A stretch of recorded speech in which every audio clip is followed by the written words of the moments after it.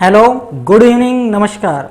मैं मुकेश प्रजापत कृष्णा एकेडमी के इस यूट्यूब चैनल पर आप सभी का हार्दिक स्वागत करता हूं। भारतीय इतिहास के अंतर्गत अपन मध्यकालीन भारत के इतिहास में मुगल काल पढ़ रहे थे।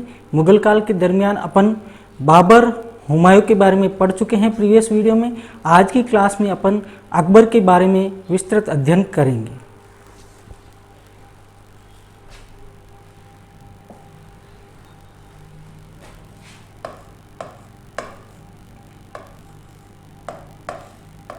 अकबर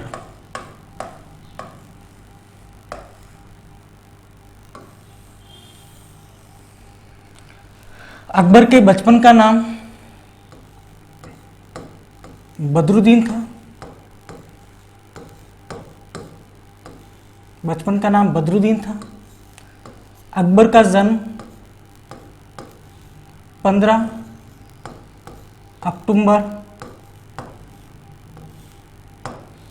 1542 को अमरकोट में हुआ।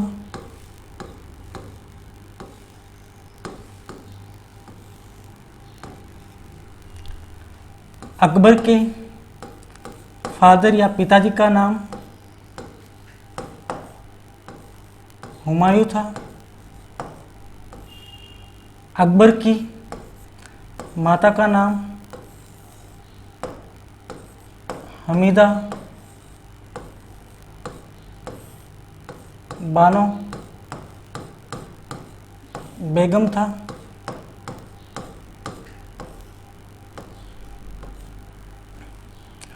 अकबर के संरक्षक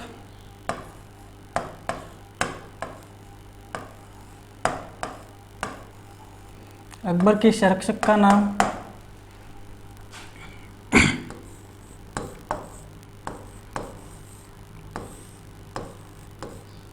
मुनीम खां और बैरम खां था।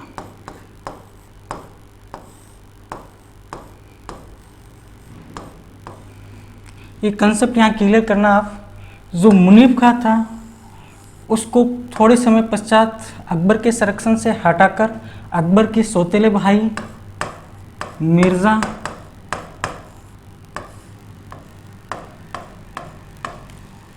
हाकिम का संरक्षक नियुक्त कर दिया जाता है।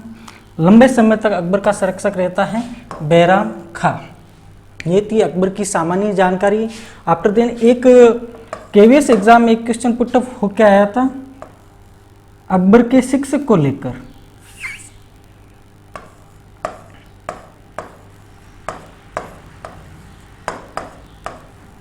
अकबर के शिक्षक को लेकर ध्यान रखना, अकबर का जो शिक्षक था वह अब्दुल लतीफ था। रिपीट कर रहा हूं वापस। अकबर के बचपन का नाम बदरुद्दीन था। अकबर का जन्म 15 अक्टूबर 1542 को अमरकोट में होता है। अकबर के पिताजी का नाम हुमायूं था तथा अकबर की माता का नाम हमीदा बानो बेगम था। अकबर के जो संरक्षक थे, गार्जियन थे, वह मुनीब खां तथा बैराम खां था। प्रारंभिक संरक्षक मुनीब खां था। मुनीब खां को कुछ समय पश्चात अकबर का संरक्षण हटाकर अकबर के सौतेले भाई मिर्जा हाकिम का संरक्षक नियुक्त कर दिया जाता है। आफ्टर देन अकबर का संरक्षक बैराम खां को नियुक्त किया जाता है, जो काफी लंबे समय तक अकबर के साथ रहते हैं। अकबर के शिक्षक का नाम अब्दुल लतीफ था। ये सामान्य सी जानकारी अकबर को लेकर है। अब देखना क्या होता है कि जब हुमायूं की मृत्यु होती है तब अकबर था जो पंजाब में था। कहाँ था? पंजाब में था। अकबर शासक बनने से पूर्व गजनी या लाहौर का सूबेदार था।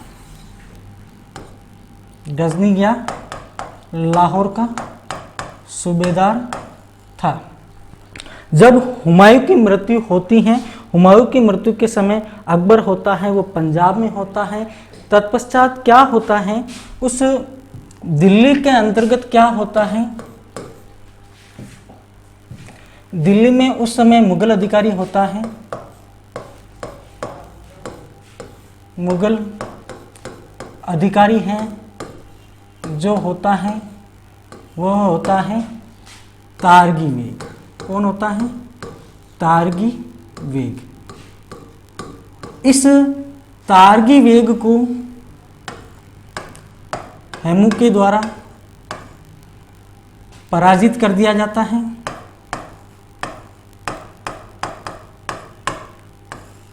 हेमू के द्वारा पराजित कर दिया जाता है और दिल्ली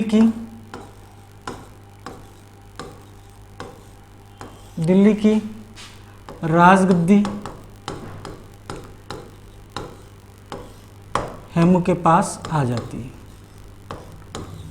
हेमू के बारे में सामान्य जानकारी आप यह रखना, हेमू था जो अंतिम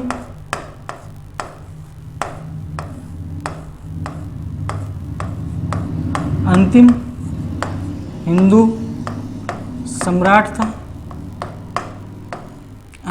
सम्राट था तथा इसी हेमू ने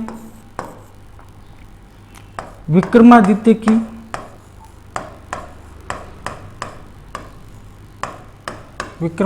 की उपाधि भी धारण की थी। एक कंसेप्ट यहाँ पर और निकल के आता है कि जब हुमायूं की मृत्यु होती है, हुमायूं की मृत्यु के दौरान एक हुमायूं का हमशक्ल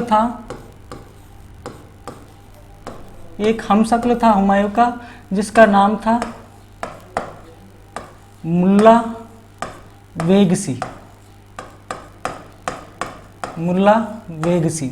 हुमायूं की मृत्यु के पश्चात कुछ समय के लिए या कुछ दिनों के लिए हुमायूं की हमशक्ल मुल्ला बेग सी को राजगद्दी पर बिठाया जाता है।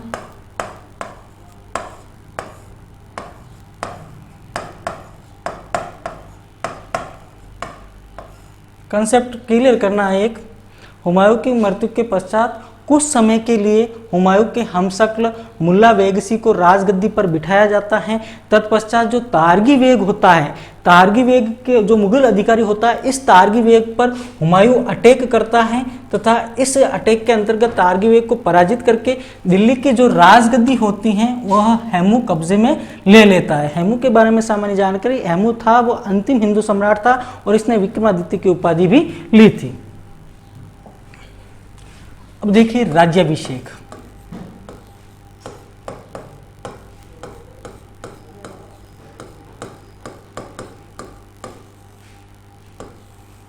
अकबर का जो राज्याभिषेक है वह 14 फरवरी वैलेंटाइन डे के दिन 14 फरवरी 1556 14 फरवरी 1556 को कलानौर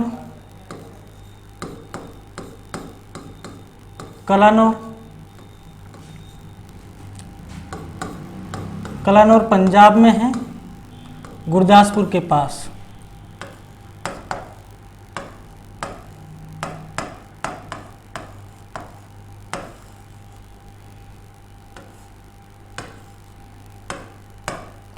अकबर का राज्याभिषेक 14 फरवरी 1556 को कलानौर पंजाब में होता है, कलानौर गुरदासपुर के आसपास है। आफ्टर देन यह जो राज तिलक होता है वह बैराम खां की देख रेख में होता है। बैराम खां की देख रेख में होता है। एक कंसेप्ट आप इस तिथि को लेकर ध्यान रखना,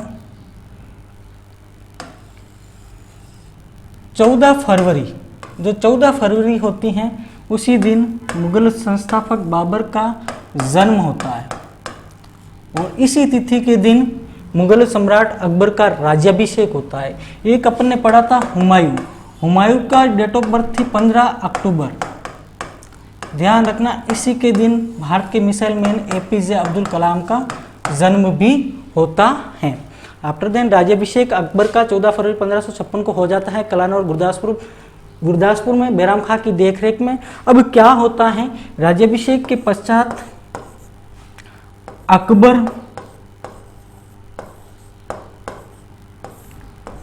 दिल्ली की ओर चढ़ाई करता है, दिल्ली की ओर प्रस्थान करता है उस समय जो दिल्ली था वह था हेमू के पास। हेमू ने दिल्ली की राजगद्दी तारगी बेग, कौन सा बेग? तारगी बेग, जो कि उस समय तत्कालीन मुगल अधिकारी था, इसको पराजित करके प्राप्त की थी। अब अकबर दिल्ली की ओर चढ़ाई करता है। दिल्ली का शासक उस समय हेमू था। हेमू तथा अकबर के मध्य एक युद्ध होता है जिसे कहा जाता है पानीपत का युद्ध। कौन सा युद्ध? पानीपत का युद्ध। यह युद्ध होता है 5 नवंबर 1556 को। एक तरफ हेमू होता है, एक तरफ अकबर होता है। इस युद्ध के अंतर्गत जो विनिंग पावर होता है, इस युद्ध के अंतर्गत जो विनिंग पावर होता है वह अकबर का होता है। ध्यान रखना, पानीपत के कुल 3 युद्ध होते हैं। कितने युद्ध होते हैं? फर्स्ट होता है बाबर वाला, सेकंड अकबर वाला और थर्ड होता है अहमद शाह अब्दाली वाला। पानीपत के भी 3 युद्ध होते हैं, प्लस तराइन के भी 3 युद्ध होते हैं, सेकंड थर्ड। पानीपत का प्रथम युद्ध 1526 ईस्वी को, पानीपत का दूसरा युद्ध 1556 को, पानीपत का तीसरा युद्ध 1861 को। आफ्टर देन तराइन का जो प्रथम युद्ध होता है वह होता है 1191 में, दूसरा होता है 1192 में और तीसरा होता है 1215 में। तराइन का पहला युद्ध मोहम्मद गौरी और पृथ्वीराज चौहान के मध्यस्थ होता है, दूसरा भी इन दोनों के मध्यस्थ होता है। इस युद्ध में पृथ्वीराज चौहान तृतीय की विजय होती है। इस युद्ध में पृथ्वीराज चौहान पराजित होता है। तराइन का जो तीसरा युद्ध है वो इल्तुतमिश तथा यल्दौज के मध्यस्थ होता है। पानीपत का प्रथम युद्ध बाबर तथा इब्राहिम लोदी के मध्यस्थ होता है। पानीपत का द्वितीय युद्ध सेकंड युद्ध होता है पानीपत का, वो हेमू तथा अकबर के मध्यस्थ होता है और तीसरा अहमद शाह अब्दाली तथा मराठों के मध्यस्थ होता है। अब पानीपत के युद्ध में विनिंग पावर होता है अकबर के पास। अकबर दिल्ली की राजगद्दी को वापस प्राप्त कर लेता है। अब देखना, अकबर दिल्ली की राजगद्दी प्राप्त करते ही अकबर का जो शासनकाल है उसको अपन 2 भागों में बांटते हैं। एक पार्ट होता है 1556 से 1560, 1556 से 1560। अब देखना इसके अंतर्गत क्या होता है। अकबर है जो बैरम खां के नियंत्रण में, कौन सा खां? बैराम खां। बैराम खां के नियंत्रण में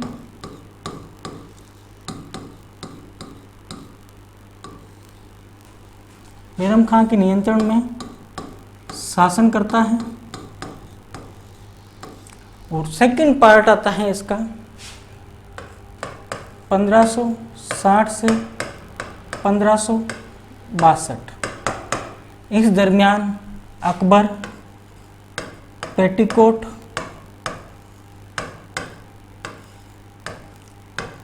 शासन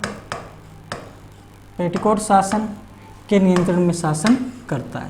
अब इन दोनों से फ्री माइंड कब होता है, मुक्त कब होता है, कैसे होता है, वो एक्सप्लेन करने जा रहा हूं मैं, थोड़ा कंसंट्रेट रहना।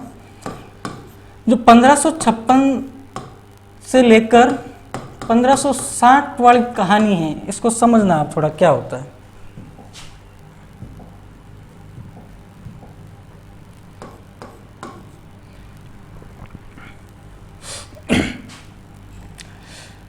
बैरम खां था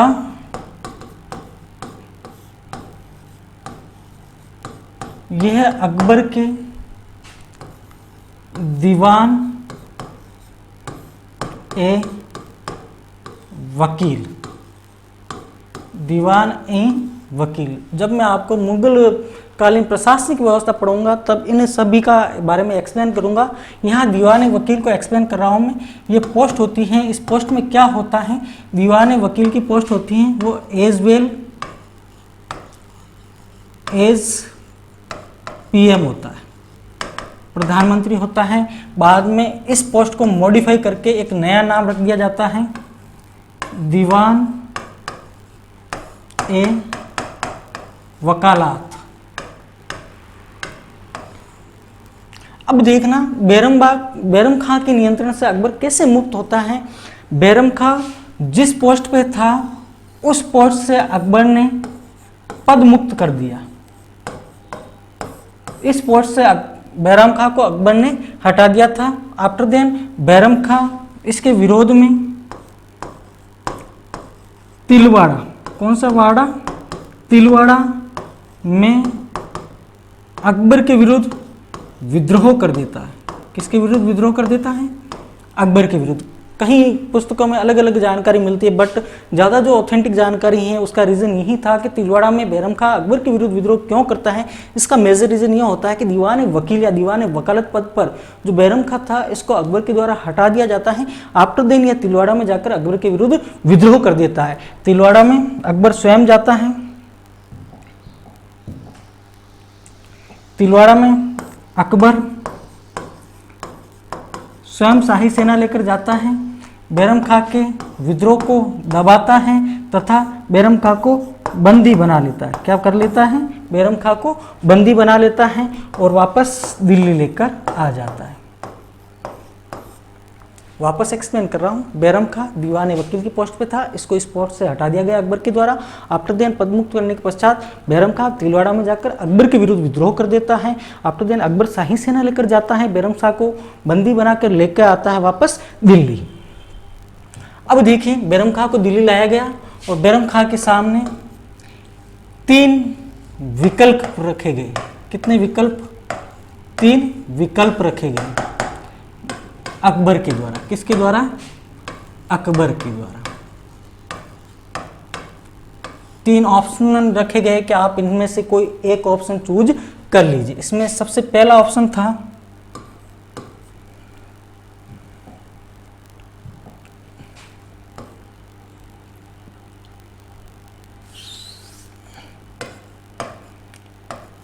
चंदेरी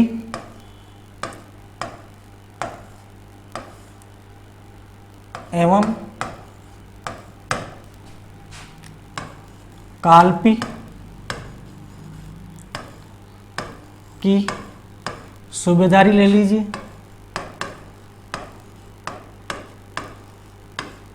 चंदेरी या काल्पी की सूबेदारी ले लीजिए। सेकंड ऑप्शन था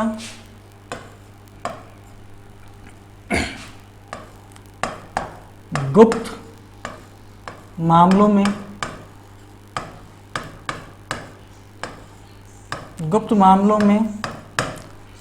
बादशाह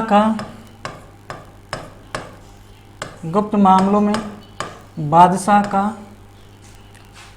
सलाहकार एडवाइजरी बन जाए।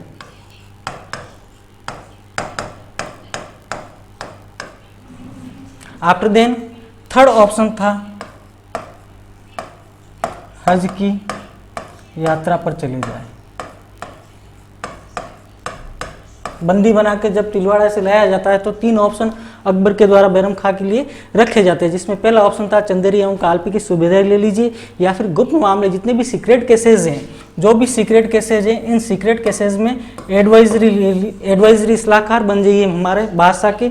आफ्टर देन थर्ड ऑप्शन था हज की यात्रा। जैसा कि मैंने प्रीवियस स्लाइड में आपको एक्सप्लेन किया था कि बहादुर शाह होता है वो दीवान वकील या दीवान वकालत की पोस्ट पर होता है। जब उसको पोस्ट से हटाया जाता है तो भरे दरबार में बेइज्जत हो जाता है। अब उसके सामने ये दोनों तो ऑप्शन लेने से रहा वो, क्योंकि रहेगा तो मुगल साम्राज्य में ही।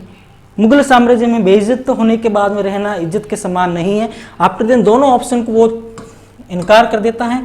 तीसरा ऑप्शन होता है हज की यात्रा, इसको चूज करता है और बैरम का हज की यात्रा के लिए निकल जाता है। जब बैरम का हज की यात्रा पे जाता है तब एक गुजरात में जगह पड़ती है पाटन। कौन सी जगह? पाटन गुजरात में पड़ती है। जी गुजरात में एक जगह पड़ती है पाटन। यहां पर मुबारिस खां, इसके एक अन्य नाम भी मिलता है मुबारक खां। जब हज की यात्रा पर बैरम खां जा रहा होता है, तब पाटन गुजरात में मुबारक खां दोनों एक ही नाम है। इसके द्वारा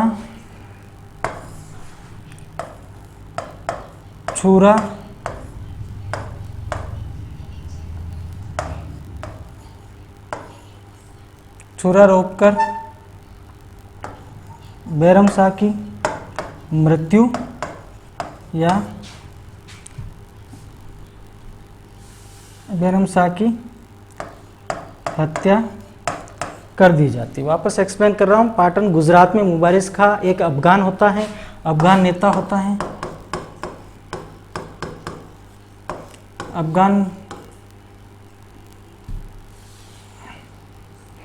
अफगान नेता होता है।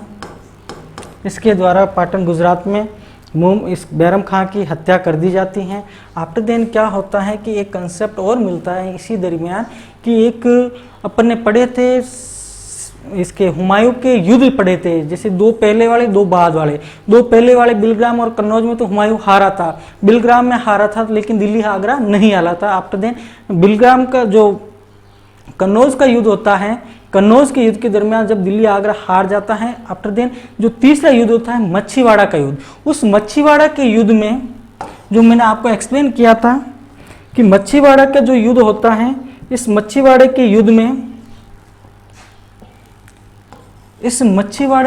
में ये युद्ध होता है, एक तरफ हुमायूं होता है तथा दूसरी तरफ होता है तातार खां प्लस नसीब खां। ये दो शख्स होते हैं। इस हुमायूं की जो सेना होती है, इस हुमायूं की सेना में बैरम खां था और बैरम खां हुमायूं की तरफ से लड़ रहा था तथा नसीब खां तथा तातार खां की सेना में जो ये मुबारिक खां होता है उसके पिता थे, इनके पिता थे। इस बैरम खां की हत्या इसके द्वारा कर दी जाती। वापस एक्सप्लेन कर रहा हूँ। मच्छीवाड़ा का युद्ध अपन ने पढ़ा था 1555 वाला। इस युद्ध के दरमियान हुमायूं तथा तातार खां तथा नसीब खान की दोनों की सेनाएं आमने सामने होती हैं। हुमायूं की तरफ से बहादुर शाह ने इनकी सेनाओं में सम्मिलित मुबारिक खां के पिता की हत्या कर दी जाती हैं। आफ्टर देन मुबारिक खां या मुबारक खां के द्वारा अपनी पिता की हत्या का बदला बाद इसको बैरम खां को हत्या कर लिया जाता है। यह सारी घटनाएं 1561 जनवरी 1561 की घटना है। अब बैरम खां की हत्या हो जाती है। इस प्रकार अकबर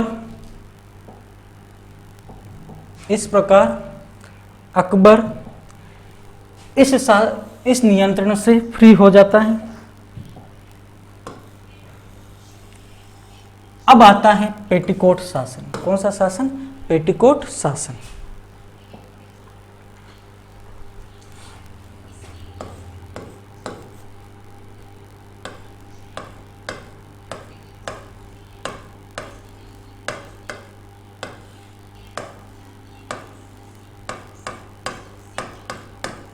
पेटीकोट शासन का कालक्रम रहता है 1560 से 1562 तक। अब देखना पेटीकोट शासन होता क्या है। पेटीकोट शासन वह होता है जैसे कि जो राजमहल हुआ करते थे, उन राजमहल में जो पूर्व के जो शासक हुए थे, उनकी जो वृद्ध दादा दादी जो भी होते थे, वृद्ध आत्माएं, उनको रखा जाता था। तो इस पेटीकोट शासन के दरमियान भी वही बुजुर्ग रहा करते थे, जिसमें मुख्य थी माहम अनगा,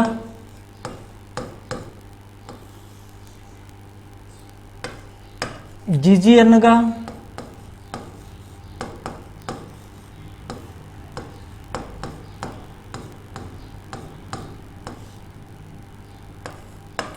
हमीदा,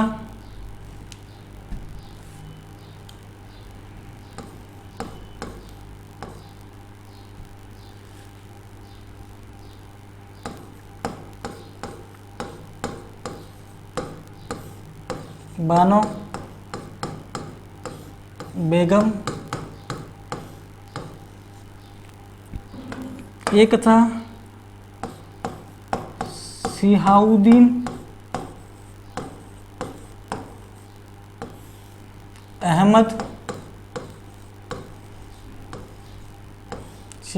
अहमद और एक था आदम खां।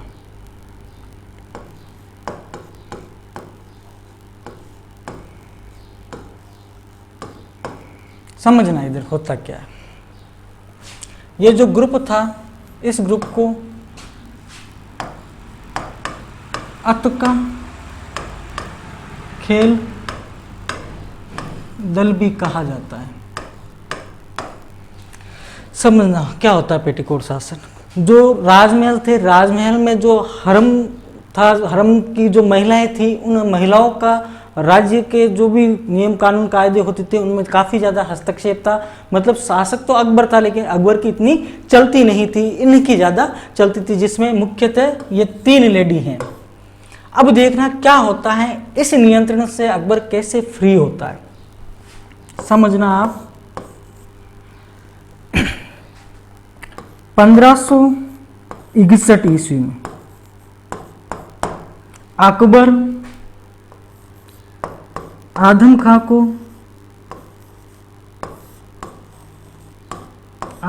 को मालवा अभियान पर भेजता है। कहाँ भेजता है? मालवा अभियान।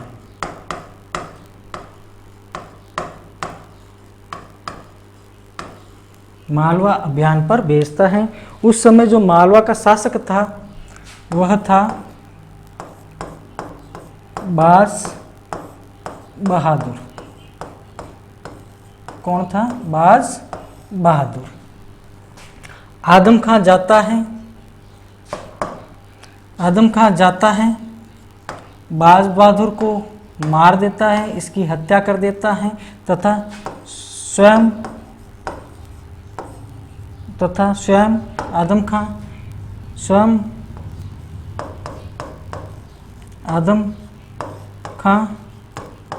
स्वतंत्र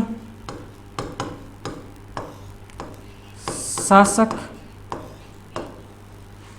जैसा व्यवहार करने लग जाता है। स्वतंत्र शासक जैसा व्यवहार करने लग जाता है।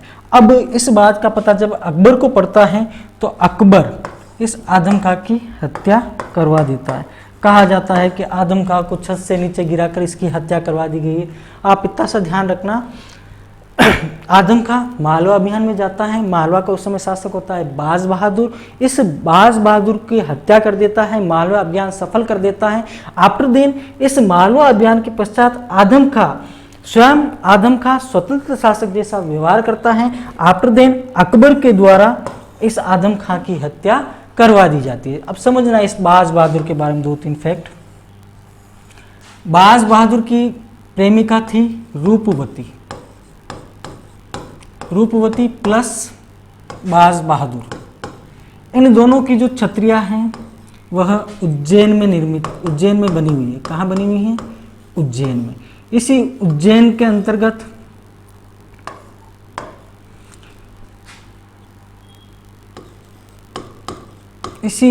अंतर्गत वीर दुर्गादास की छत्री भी है। यह उज्जैन है जो शिप्रा नदी के किनारे हैं। इसी उज्जैन में सर्वाधिक ब्राह्मण निवास करते हैं। इसी उज्जैन में महाकालेश्वर शिव मंदिर हैं जो प्रसिद्ध है। वापस रिपीट कर रहा हूं। पेटीकोट शासन 1560 से 1562।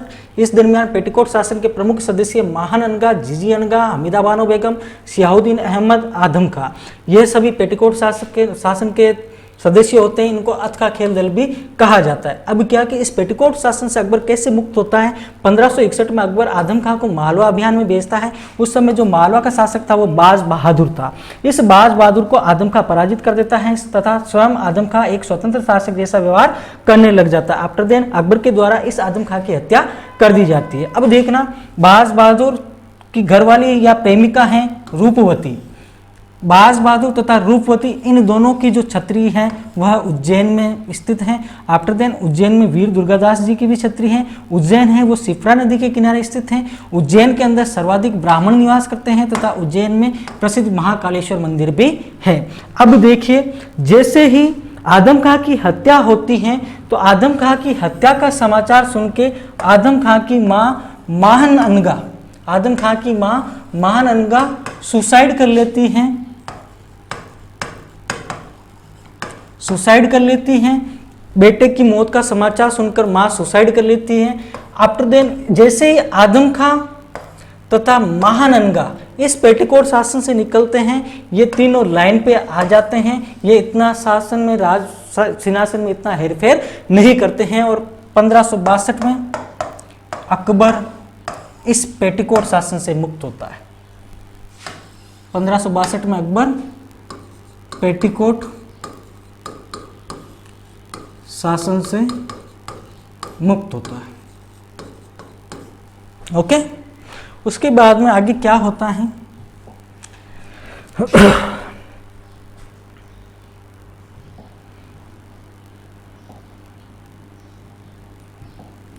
जैसे ही अकबर फ्री माइंडली शासन स्टार्ट करता है तो कई प्रकार के निर्णय लेना प्रारंभ करता है, जिसमें प्रमुख होते हैं सबसे पहले 1562 में अकबर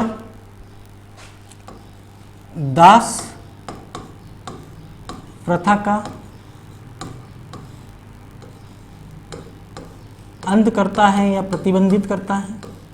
आफ्टर देन 3 अगस्त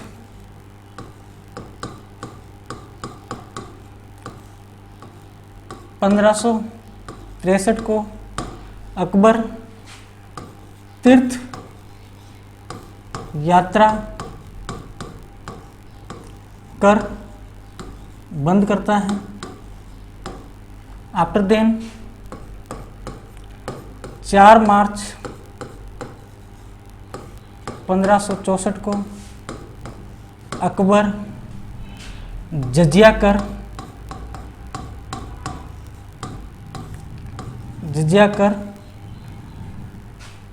खत्म करता है या बैन करता है।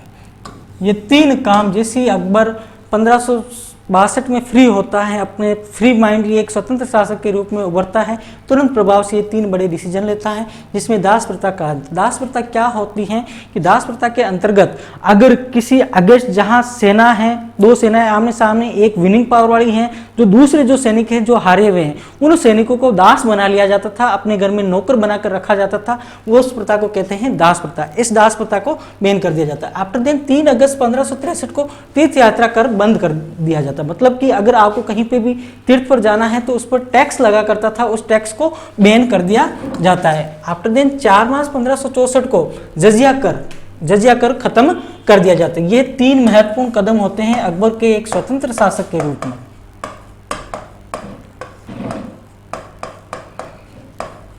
इनको आप याद करने के लिए एक शब्द ध्यान रखना, दातीज। 62, 63, 64 दातीज। ये 3 महत्वपूर्ण कदम अकबर के द्वारा उठाए जाते हैं। अब देखना, समझना आगे।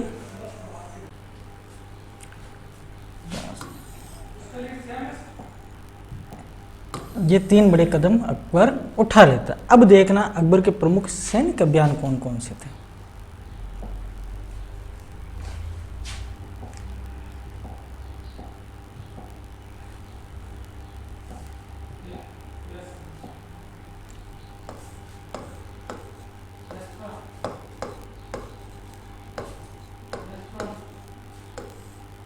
अकबर के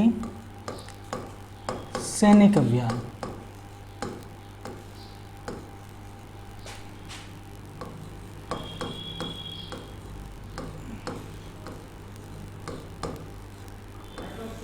अकबर के सैनिक अभियानों में सबसे पहला अभियान आता है मालवा। मालवा अभियान है वो 1561 में और अकबर की तरफ से जाता है आदम खां। कौन सा खां? आदम खां। बाज बहादुर को हराता है, सिपरा उज्जैन, वो सारा इसमें आ जाता है। उसके बाद में जो सेकंड होता है वह होता है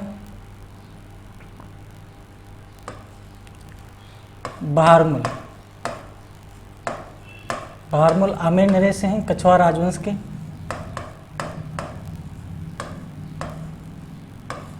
बहारमल द्वारा अधीनता।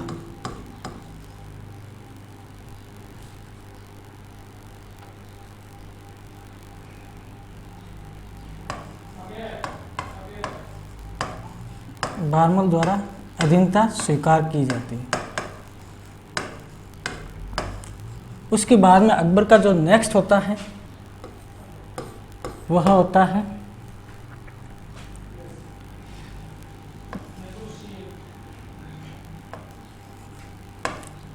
चित्तौड़ अभियान। ये जो बहारमल वाला होता है ये होता है 1562 में। चित्तौड़ अभियान, उस समय चित्तौड़ का शासक होता है उदय सिंह।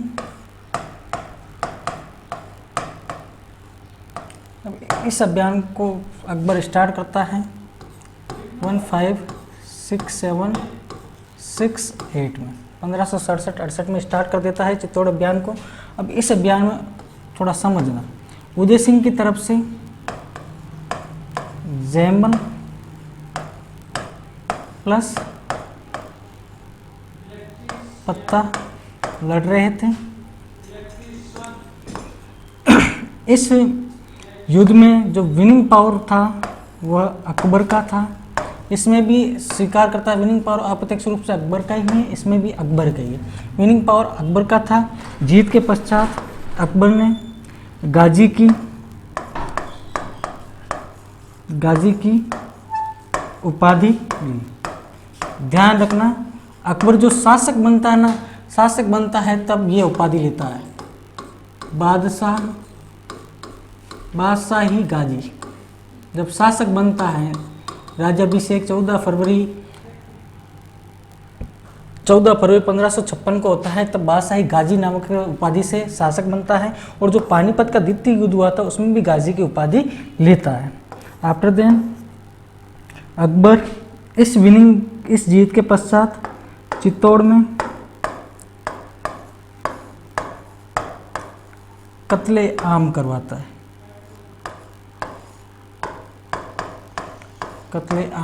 है। इनके अलावा और जानकारी अपन राजस्थान हिस्ट्री की जो सीरीज चलेगी उसमें और अपन इसको ज़्यादा डीपली देखेंगे। अभी आप ध्यान रखना, अकबर के सैनिक अभियान पढ़ रहे हैं, लगभग 12-13 अभियान हैं अकबर के, जो मैं आपको एक्सप्लेन करूंगा बारी बारी एक एक। अभी 3 अभियान, मालवा 1561 आदम का। आफ्टर देन बहारमल आमेर नरेश अधीनता स्वीकार करता है 1562 में। आमेर के कछवाहा राजवंश के होते हैं बहारमल। आफ्टर देन तीसरा जो अभियान होता है वो चित्तौड़गढ़ पर होता है। उस समय चित्तौड़गढ़ का शासक होता है उदय सिंह। यह अभियान 1567-68 में होता है। उदय सिंह जी की तरफ से जयमल तथा पत्ता लड़ रहे होते हैं। जो विनिंग पावर होता है वो अकबर का होता है। आफ्टर देन गाजी की जो उपाधि लेता है इस विनिंग के बाद, आफ्टर देन चित्तौड़ में यह अकबर कत्ले आम भी करवाता है। ये 3 प्रमुख अभियान है। अगला चौथा अभियान आता है इसका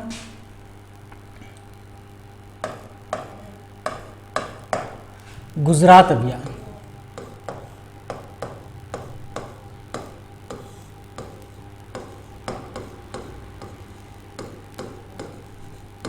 यह गुजरात अभियान होता है 1571 में।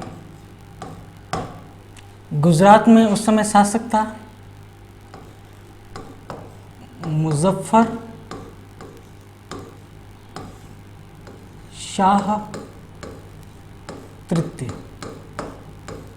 अकबर जाता है, अकबर वर्सेस मुजफ्फर शाह, दोनों की मध्यस्थ युद्ध होता है। इस युद्ध में जो विनिंग पावर होता है वह अकबर का होता है। अकबर इसको पराजित कर वापस दिल्ली आ जाता है। कहाँ आ जाता है? दिल्ली आ जाता है। पीछे से गुजरात वापस स्वतंत्र हो जाता है।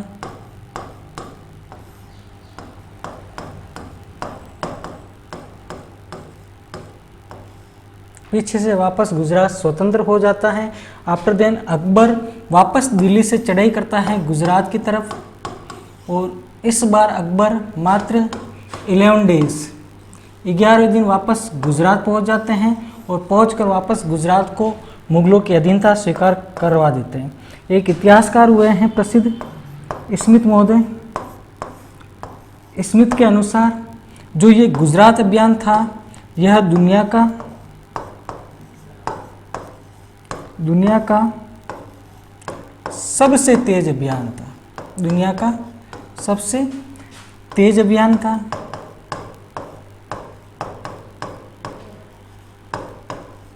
दुनिया का सबसे तेज अभियान था। अब देखिए, गुजरात पराजित हो जाता है, क्योंकि अकबर को पता था कि मेरी जीत के पश्चात ही वापस स्वतंत्र हो जाता है। तो इसी गुजरात में अकबर एक आरओ की नियुक्ति करता है, भू राजस्व अधिकारी की नियुक्ति करता है।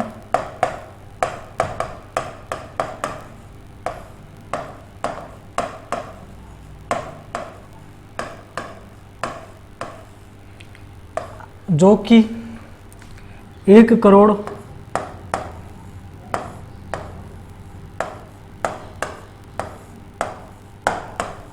दाम वसूलता था।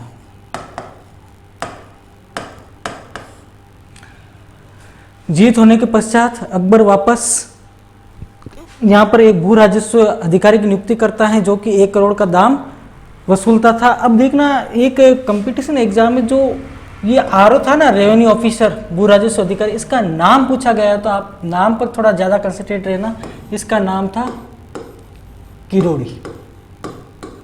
क्या नाम था? किरोड़ी। वापस एक्सप्लेन कर रहा हूँ। गुजरात अभियान के दरमियान अकबर जीतने के पश्चात वापस जब दिल्ली जाता है, सेकंड टाइम जीतने के पश्चात, जैसे फर्स्ट टाइम जीता तो वापस गया, तो पीछे गुजरात वापस फ्री हो गया था, स्वतंत्र हो गया था।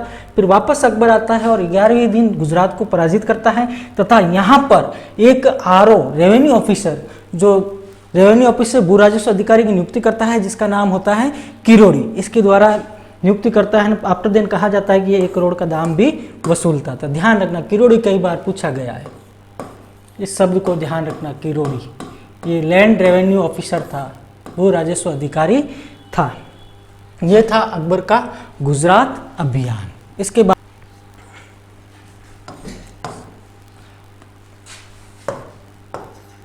अगला आता है हल्दी घाटी। अब 1-2 फैक्ट और इसका ध्यान रखना आप, कि इस गुजरात विजय के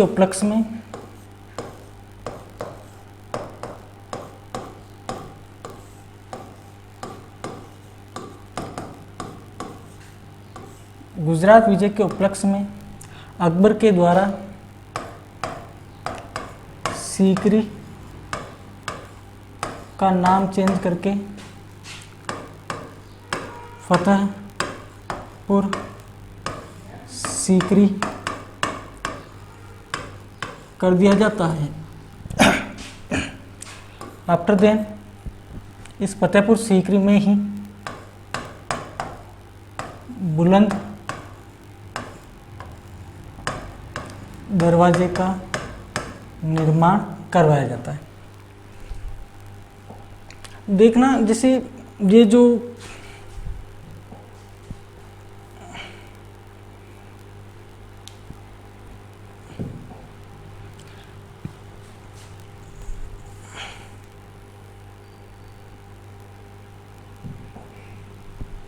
गुजरात विजय के उपलक्ष्य में सीकरी का नाम चेंज करके क्या करता है, फतेहपुर सीकरी तथा बुलंद दरवाजे का निर्माण भी करवाता है। अकबर का जो अगला अभियान आता है वह आता है हल्दी घाटी अभियान। यह 1576 में होता है। हल्दी घाटी का युद्ध 21 जून 1576 को होता है। एक तरफ महाराणा प्रताप होते हैं और दूसरी तरफ जलालुद्दीन मोहम्मद अकबर होता है। इस युद्ध में कहा जाता है कि विनिंग पावर होती हैं वह अकबर की होती हैं। इस युद्ध में महाराणा प्रताप की तरफ से और अकबर की तरफ से आया था मान सिंह, और इधर से महाराणा प्रताप की तरफ से था हकीम खां सूरी सेना का नेतृत्व कर रहे थे। मान सिंह और मिर्ज़ा अजीज़ कोका, आगे अपन पढ़ेंगे अकबर के नवरत्न, तो वहाँ एक्सप्लेन करेंगे मान सिंह और अजीज़ कोका ऐसे थे जिनको 7,000 का मनसब प्राप्त था। इस युद्ध में विनिंग पावर है वो अकबर की कही जाती है। अब देखना हल्दीघाटी के युद्ध को अपन राजस्थान इतिहास के अलग से क्लास चलाएंगे, उसमें अपन डीपली इसको पढ़ेंगे। इस युद्ध के पश्चात अगला युद्ध आता है, वह आता है कश्मीर पर आक्रमण।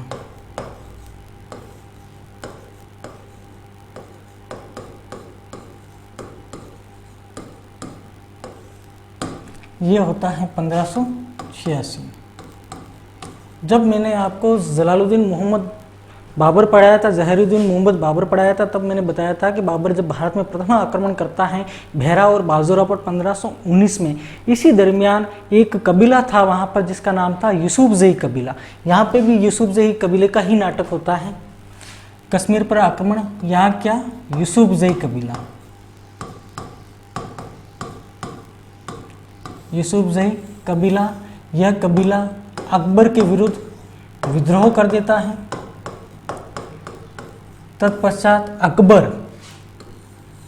अकबर बीरबल के नेतृत्व में, किसके नेतृत्व में, बीरबल के नेतृत्व में एक सेना, शाही सेना भेजता है। शाही सेना भेजता है बीरबल के नेतृत्व में। बीरबल जाता है, इस यूसुफजई कबीले को पराजित कर देता है, लेकिन संयोगवश बीरबल की मृत्यु हो जाती है। अभी तक जो क्वेश्चन यहाँ से पुटअप हुआ है, दो ही क्वेश्चन पुटअप हुए हैं कि कश्मीर अभियान के अंतर्गत किस कबीले के विरुद्ध कश्मीर अभियान अकबर के द्वारा चलाया गया, तथा किस अकबर के अभियान के दरमियान अकबर का जो नवरत्न बीरबल होता है उसकी डेथ हो जाती है। तो ध्यान रखना, कश्मीर अभियान या कश्मीर पर आक्रमण 1586 में होता है, इस दरमियान इसकी ये मौत हो जाती है। अब जो अगला आता है अपना,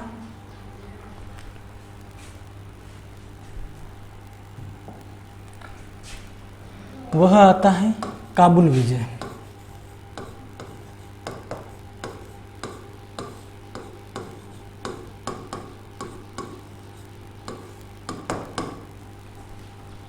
काबुल विजय, अकबर का एक सौतेला भाई होता है मिर्ज़ा हाकिम।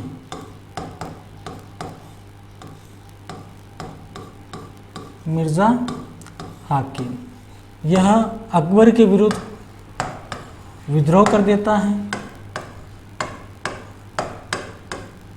अकबर के विरुद्ध विद्रोह कर देता है। अकबर जाता है, शाही सेना लेकर विद्रोह को दबाता है तथा मिर्ज़ा हाकिम को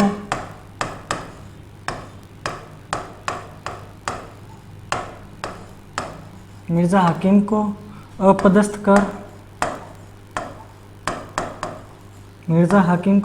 कर इसकी बहन बख्तू निशा बेगम को राज सिंहासन या राजगद्दी सौंप देता है। काबुल विजय, अब देखना क्या होता है। काबुल विजय के दरमियान ऐसा भी कहा जाता है कि मिर्ज़ा हाकिम अकबर का सौतेला भाई था, सौतलापन व्यवहार था इन दोनों का, जिसके फलस्वरूप अकबर इसके ऊपर अटैक करता है। बाकी वो सारी बातें व्यर्थ है, आप तो इतना सा ध्यान रखना। अकबर के विरुद्ध मिर्ज़ा हाकिम विद्रोह कर देता है, अकबर जाता है इसको अपदस्थ करके इसकी बहन बख्तूनिसा बेगम को राजगद्दी सौंप कर आ जाता है। अगले अभियान होते हैं सिंध विजय।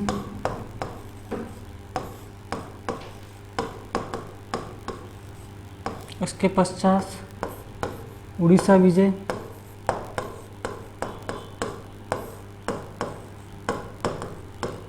तथा अगली होती है बलूचिस्तान विजय।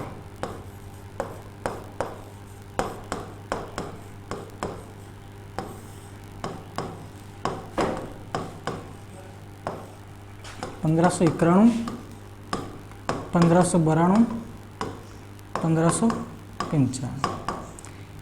अब देखना क्या चेंजेस होता है।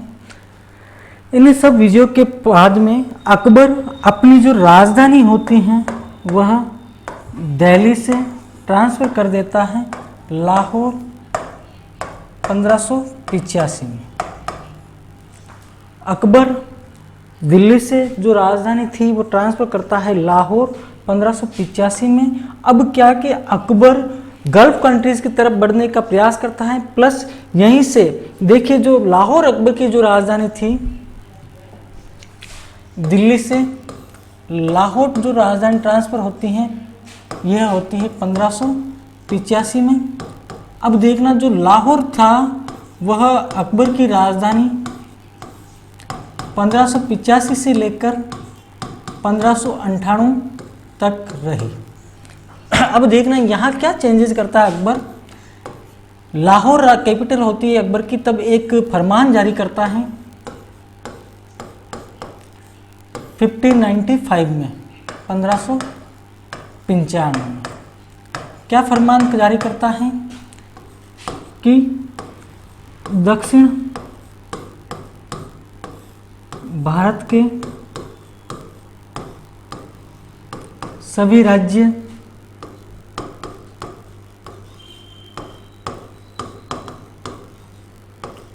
मेरी अधीनता स्वीकार करें।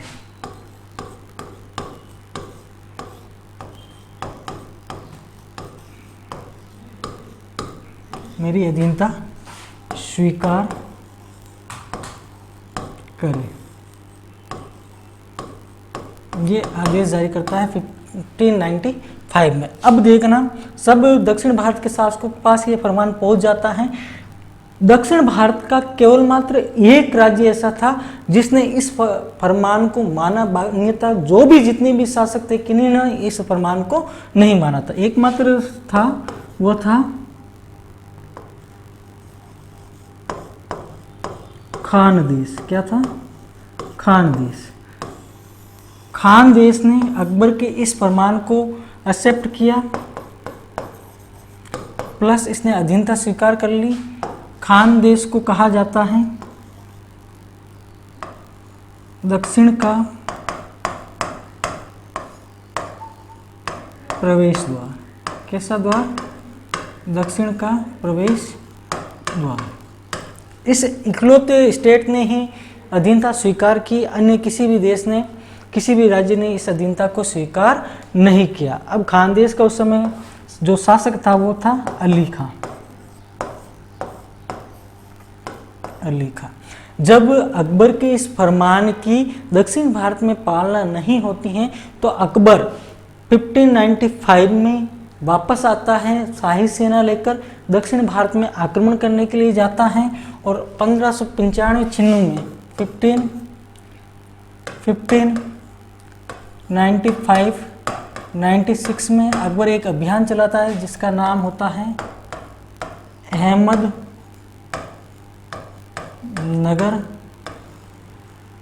अभियान। अहमदनगर अभियान। उस समय अहमदनगर में जो शासक था वो था निजाम शाह।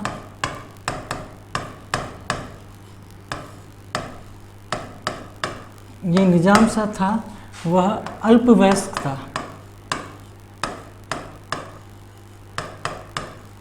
तथा इसकी जो संरक्षिका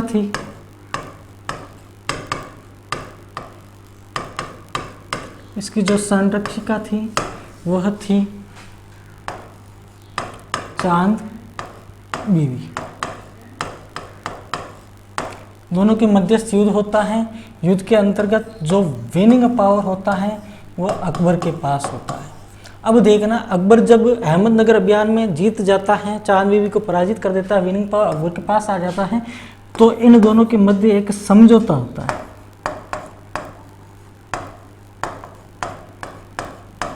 समझौते के अंतर्गत अकबर को बरार का क्षेत्र, कौन सा क्षेत्र, बरार के क्षेत्र को सौंप दिया जाता है। वापस रिपीट कर रहा हूँ, 1595 में जब अकबर के द्वारा एक फरमान जारी किया जाता है दक्षिण के भारत के राज्यों को लेकर के समस्त दक्षिण भारत के राज्य मेरी अधीनता स्वीकार करें। केवल मात्र एक देश था, खानदेश, जिसने अकबर की वो अधीनता स्वीकार की थी। खानदेश को दक्षिण का प्रवेश द्वार भी कहा जाता है। अंततः अकबर की अधीनता स्वीकार नहीं करने के पश्चात अकबर शाही सेना लेकर प्रथम दक्षिण भारत में आक्रमण करता है 1595-96 में अहमदनगर आक्रमण। उस समय अहमदनगर का जो शासक था वह अल्पयक्ष था, जिसका नाम था निजाम शाह। इस निजाम शाह का जो संरक्षण कर रहा था वो कर रहा था चांद बीबी के संरक्षण में शासन कर रहा था। अकबर अटैक करता है, विनिंग पावर अकबर के पास होती है। अंततः दोनों के मध्य समझौता होता है, दोनों ने, इसने अहमदनगर वाले ने अधीनता स्वीकार कर ली, जिसके फलस्वरूप इन दोनों के मध्य समझौता हुआ। समझौते के फलस्वरूप बरार का जो क्षेत्र होता है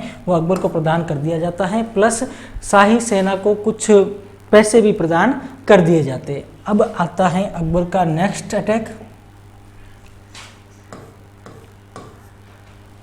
असीरगढ़।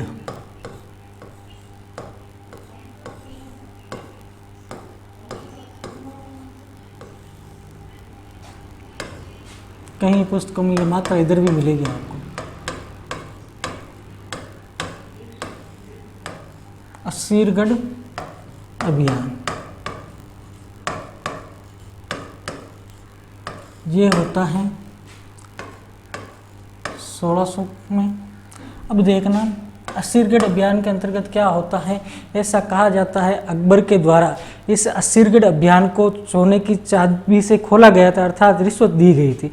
उस समय जो असीरगढ़ का जो शासक था ना वो था मीरान बहादुर।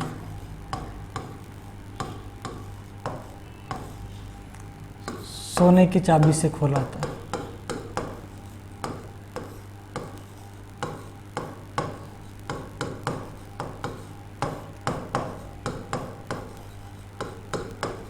अर्थात रिश्वत दी थी। क्या दी थी?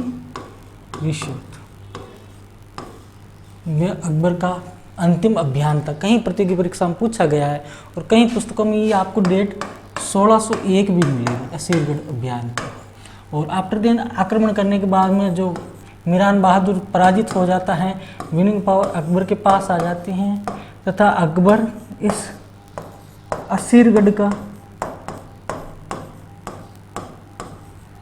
असीरगढ़ का नाम चेंज करके क्या कर देता है? धनदेश। धनदेश इसका नाम कर देता, ध्यान रखें। यह अकबर का अंतिम अभियान था। अब कुछ स्लाइड देखते हैं।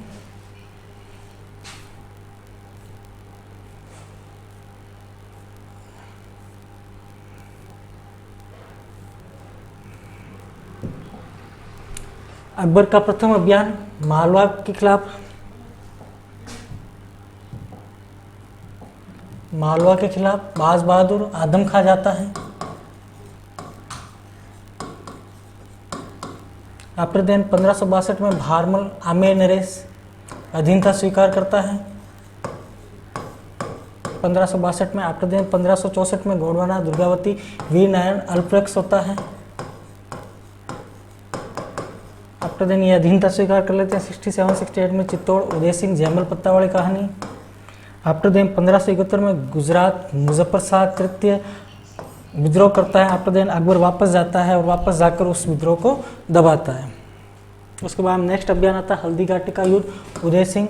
आफ्टर देन 1581 में काबुल अभियान। काबुल अभियान के अंतर्गत जो यूसुफजई कबीला है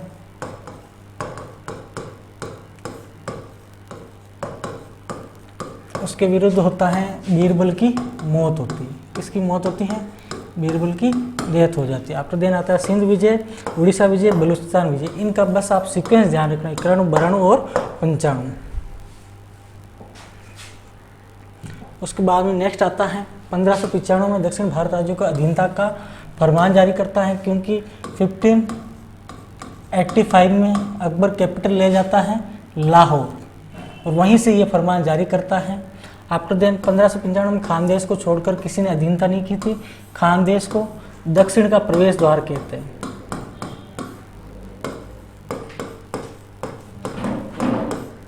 स्वीकार नहीं किए। अंततः अकबर आक्रमण करता है। 1595-96 में अहमदनगर अभियान करता है। चांद बीबी मुकाबला करता है। निजाम शाह अल्प एक शासक होता है। आफ्टर देन 1601 में अकबर का अंतिम अभियान होता है असीरगढ़ अभियान। इसमें मीरान बहादुर को पराजित करता है। कहा जाता है सोने की चाबी से इसको खोला था, सोने की चाबी से, अर्थात रिश्वत दी थी। क्या दी थी? रिश्वत। उसके बाद में अकबर की विजय एकमात्र दैवीय सहयोग था। ये कमिटमेंट कहते हैं आरपी त्रिपाठी। ये कब कहते हैं? जब पानीपत का